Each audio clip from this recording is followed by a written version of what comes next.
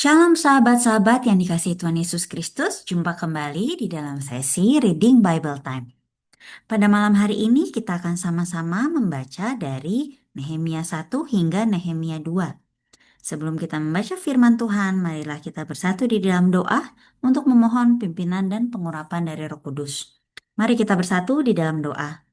Segala puji hormat hanya kepadamu ya Tuhan. Terima kasih Tuhan, malam hari ini kembali kami datang kepadamu. Kami hendak membaca firman-Mu. Dan biarlah firman-Mu itu Tuhan yang menerangi hati pikiran kami. Kami juga ucapkan berkat Tuhan untuk sesi ini agar kami Tuhan boleh Tuhan mengerti isi dari firman-Mu dan dimampukan untuk melakukannya. Terpujilah nama Tuhan. Hanya dalam nama Tuhan Yesus Kristus kami telah berdoa. Haleluya. Amin. Mari kita bersama membaca Nehemia 1 hingga 2. Nehemia 1. Doa Nehemia bagi orang Israel. Riwayat Nehemia bin Hakhalya. Pada bulan Kisleu tahun ke-20 ketika aku ada di Puri Susan, datanglah Hanani, salah seorang dari saudara-saudaraku dengan beberapa orang dari Yehuda. Aku menanyakan mereka tentang orang-orang Yahudi yang terluput, yang terhindar dari penawanan dan tentang Yerusalem. Kata mereka kepadaku, orang-orang yang masih tinggal di daerah sana yang terhindar dari penawanan ada dalam kesukaran besar dan dalam keadaan tercela. Tembok Yerusalem telah terbongkar dan pintu-pintu gerbangnya telah terbakar. Ketika aku dengar berita ini, duduklah aku menangis dan berkabung selama beberapa hari. Aku berpuasa dan berdoa ke hadirat Allah semesta langit, kataku, ya Tuhan Allah semesta langit, Allah yang maha besar dan dahsyat, yang berpegang pada perjanjian dan kasih setianya terhadap orang yang kasih kepadanya dan tetap mengikuti perintah-perintahnya, berilah telingamu dan bukalah matamu, dan dengarkanlah doa hambamu yang sekarang kupanjatkan ke hadiratmu siang dan malam bagi orang Israel hamba-hambamu itu, dengan mengaku segala dosa yang kami orang Israel telah lakukan terhadapmu. Juga aku dan kaum keluargaku telah berbuat dosa. Kami telah sangat bersalah terhadapmu dan tidak mengikuti perintah-perintah, ketetapan-ketetapan, dan peraturan-peraturan yang telah kau perintahkan kepada Musa hambamu itu. Ingatlah akan firman yang kau pesan kepada Musa hambamu itu, yakni, bila kamu berubah setia, kamu akan kucerai beraikan di antara bangsa-bangsa. Tetapi bila kamu berbalik kepadaku dan tetap mengikuti perintah-perintah serta melakukannya, maka sekalipun orang-orang buanganmu ada di ujung langit, akan kukumpulkan mereka kembali dan kubawa ke tempat yang telah kupilih untuk membuat namaku diam di sana. Bukankah mereka ini hamba-hambamu dan umatmu yang telah kau bebaskan dengan kekuatanmu yang besar dan dengan tanganmu yang kuat? Ya Tuhan, berilah telinga kepada doa hambamu ini dan kepada doa hamba-hambamu yang rela takut akan namamu, dan biarlah hambamu berhasil hari ini dan mendapat belas kasihan dari orang ini. Ketika itu, aku ini juru minuman raja.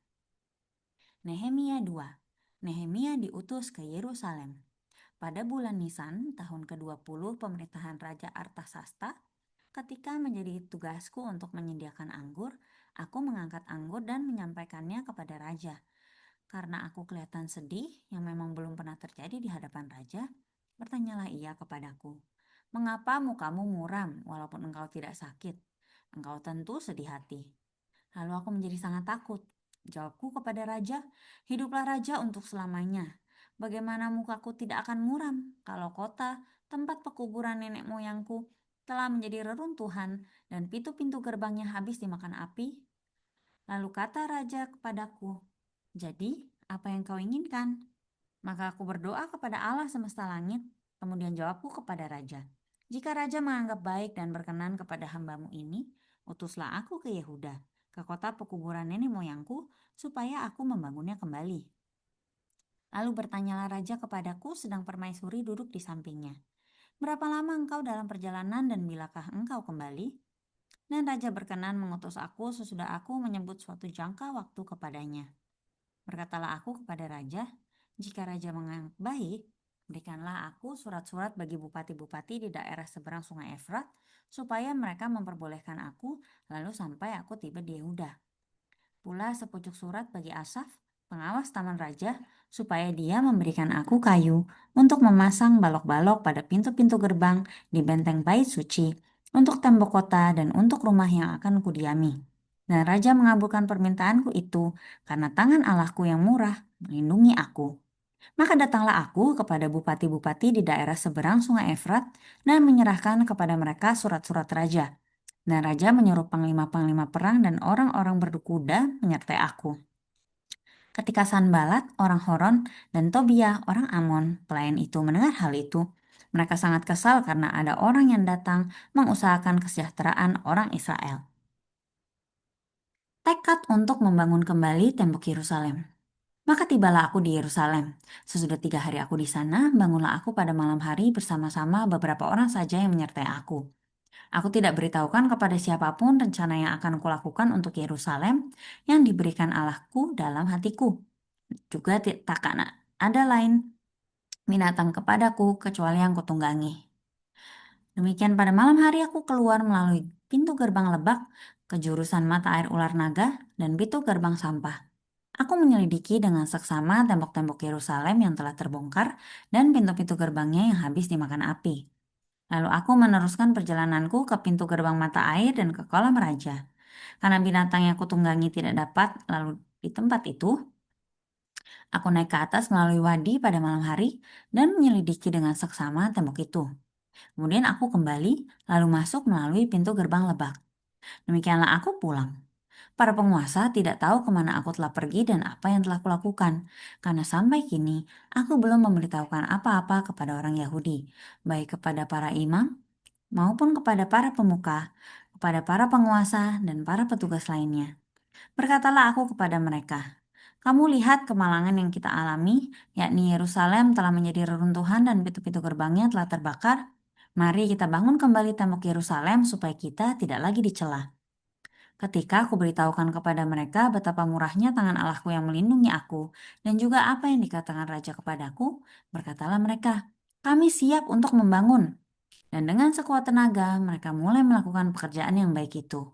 Ketika Sanbalat, orang Horon, dan Tobia, orang Amon, pelayan itu, dan Geshem, orang Arab, mendengar itu, mereka mengolok-olokkan dan menghina kami. Kata mereka, apa yang kamu lakukan itu? Apa kamu mau berontak terhadap raja? Aku menjawab mereka, kataku, Allah semesta langit, dialah yang membuat kami berhasil. Kami, hamba-hambanya, telah siap untuk membangun. Tetapi kamu tidak punya bagian atau hak dan tidak akan diingat di Yerusalem. Demikianlah pembacaan firman Tuhan pada malam hari ini. Nah, sahabat-sahabat, ternyata kalau boleh kita baca bersama terkait Nehemia ini, betapa Nehemia itu yang dipakai Tuhan dan ia pun juga kalau boleh kita baca bersama dari Nehemia 1 gitu ya, sama-sama dia benar-benar Tuhan pakai untuk memimpin pembangunan Yerusalem kembali gitu. Karena sebelumnya Yerusalem telah porak-poranda. Dan dia juga salah satu orang Yahudi yang terlihat memang sedih gitu, sangat sedih bahkan karena kondisi yang ada di sana saat itu. Di sini aku juga merasa bahwa eh, Nehemia tuh hatinya sangat tersentuh karena ia mendengar seluruh kisah-kisah yang boleh dibilang duka ya dari kota asalnya.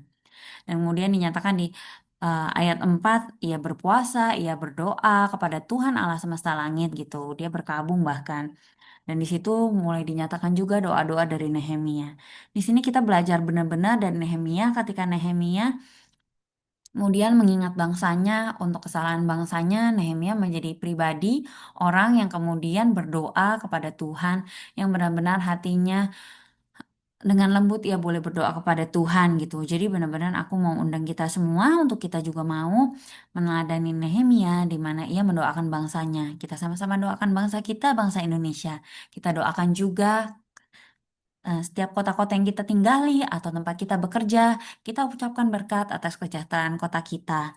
Biarlah kiranya Tuhan yang memimpin setiap kita supaya kita juga boleh menjadi pendoa-pendoa yang benar. Terpujilah nama Tuhan. Nah, baik semuanya, kira-kira itu sharingnya. Dan kita akan lihat bersama untuk ayat emas pada malam hari ini. Ayat emasnya diambil dari Nehemia 1 ayatnya yang keempat. Mari kita baca bersama. Ketika aku dengar berita ini, duduklah aku menangis dan berkabung selama beberapa hari.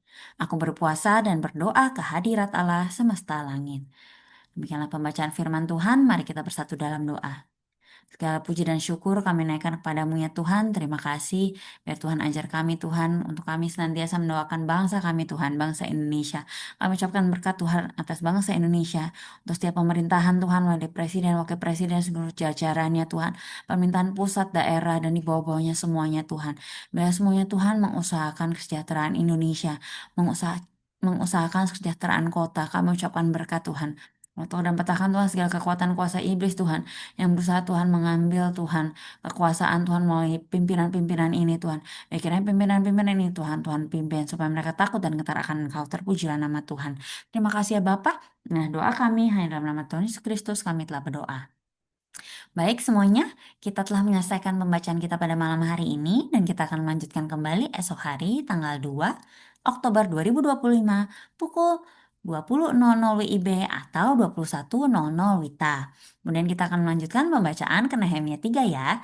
Sampai berjumpa dan jangan lupa juga untuk cek-cek di Instagram maupun Facebook untuk GBI Dwelling ataupun Dwelling Youth di mana ini adalah sarana kita bersama-sama untuk mengenal pribadi agung Tuhan Yesus Kristus yang mana saat ini melalui Reading Bible Time. Terima kasih semuanya, Tuhan Yesus memberkati. Shalom.